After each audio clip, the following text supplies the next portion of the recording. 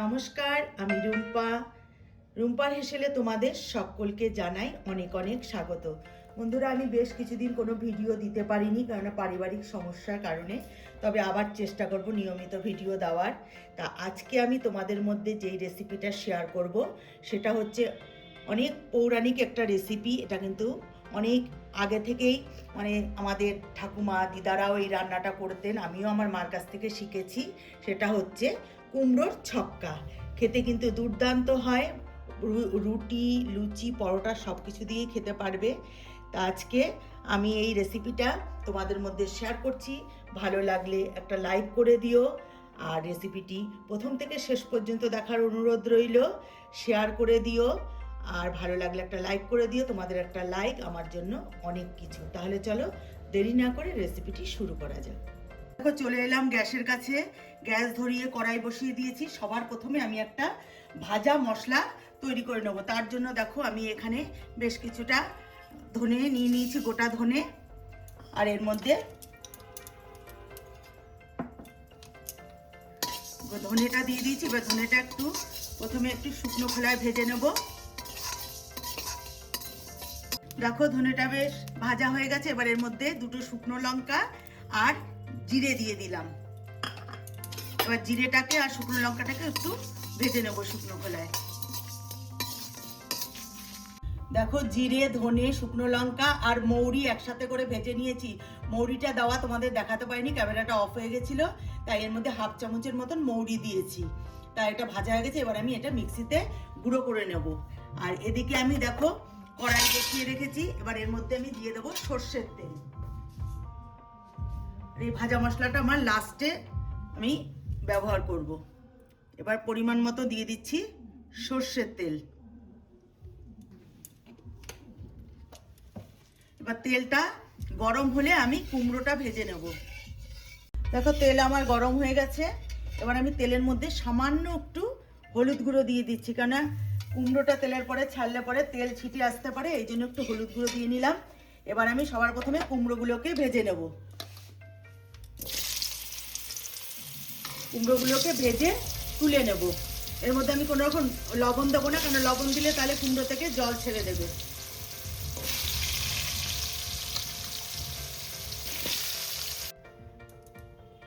দেখো, কুমড়ো আমি ভেজে তুলে নিয়েছি। খুব বেশি ভাজতে হবে না, হালকা ভাজলেই হবে।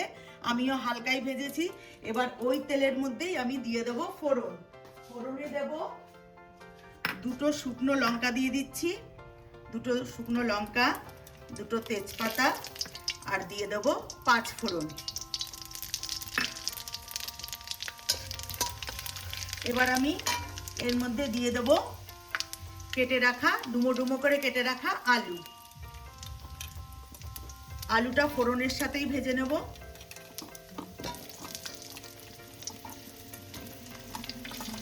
এই কুমড়োর ছক্কা কিন্তু খেতে দুর্দান্ত লাগে। গরম গরম ফুলকো ফুলকো লুচি দিয়ে তো দুর্দান্ত লাগে খেতে, আর রুটির সঙ্গেও তোমরা কিন্তু খেতে পারবে। এবার আলুটাকে ভালো করে লাল লাল করে একটু ভেজে নেব ফোড়নের সাথে।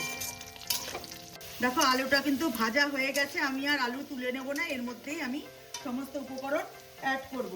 দেখো, আমি এর মধ্যে দিয়ে দিচ্ছি আগে থেকে ভিজিয়ে রাখা ছোলা। এই ছোলাটা কিন্তু কুমড়োর ছক্কাতে দিতেই হবে।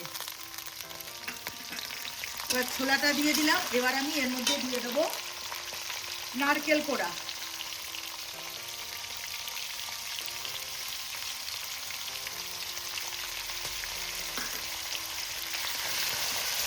এবার আমি এর মধ্যে দেব একটু হলুদ গুঁড়ো দেবো। লবণটা এখন দেবো না, পরে দেবো। একটু হলুদ গুঁড়ো দিয়ে দিলাম পরিমাণ মতো। এবার দেব বেটে রাখা জিরে, আদা আর কাঁচা লঙ্কা একসাথে করে বেটে রেখেছি, এটা দিয়ে দিলাম। এবার এর মধ্যে দেব আমি ধনে গুঁড়ো।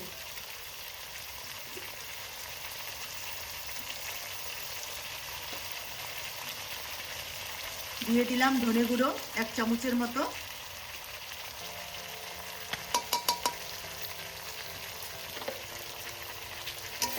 এবার মশলার সাথে ভালো করে আলু সমস্ত কিছু ভালো করে কষিয়ে নেব।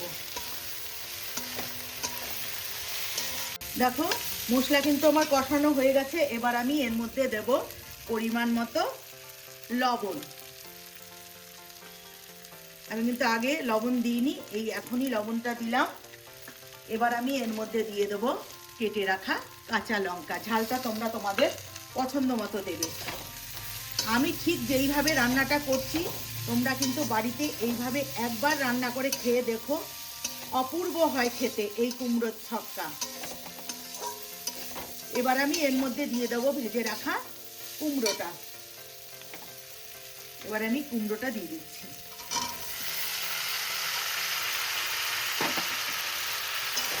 এবার মশলার সাথে আলুর সাথে কুমড়োটাকে একটু সামান্য কষিয়ে নেব। কষিয়ে নিয়ে আমি এর মধ্যে জল দেবো, বেশি না অল্প করে জল দেবো, কারণ এটা শুকনো শুকনো একটা তরকারি হবে। আর তোমরা চাইলে কিন্তু এর মধ্যে একটু কাশ্মীরি লঙ্কার গুঁড়ো অথবা শুকনো লঙ্কার গুঁড়ো দিতে পারো কালারের জন্য, কিন্তু আমার কালারের দরকার নেই, আমার স্বাদের দরকার। আমি এর মধ্যে কোনো রকম শুকনো লঙ্কার গুঁড়ো বা কাশ্মীরি লঙ্কার গুঁড়ো ব্যবহার করছি না।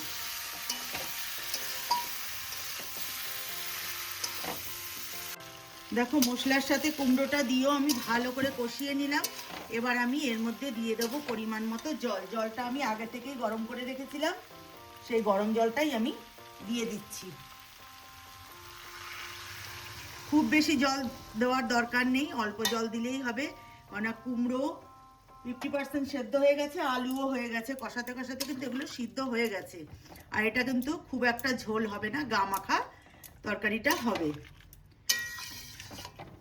আমি এবার এটা ঢাকনা দিয়ে ঢেকে একটু ফুটতে দেবো, জল আর লাগবে না।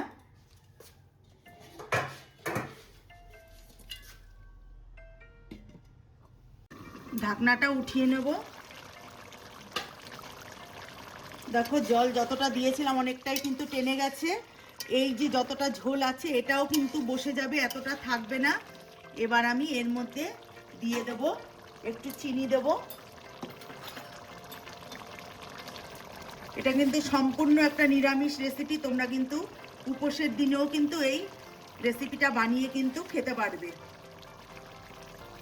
দিয়ে দিলাম একটু চিনি, আর দিয়ে দেবো আগে থেকে যে আমি গোটা ধনে, জিরে, মৌরি, শুকনো লঙ্কা ভেজে রেখেছিলাম, সেটা দেখো গুঁড়ো করে নিয়েছি, সেখান থেকে এই ভাজা মশলার গুঁড়োটা দিয়ে দেবো।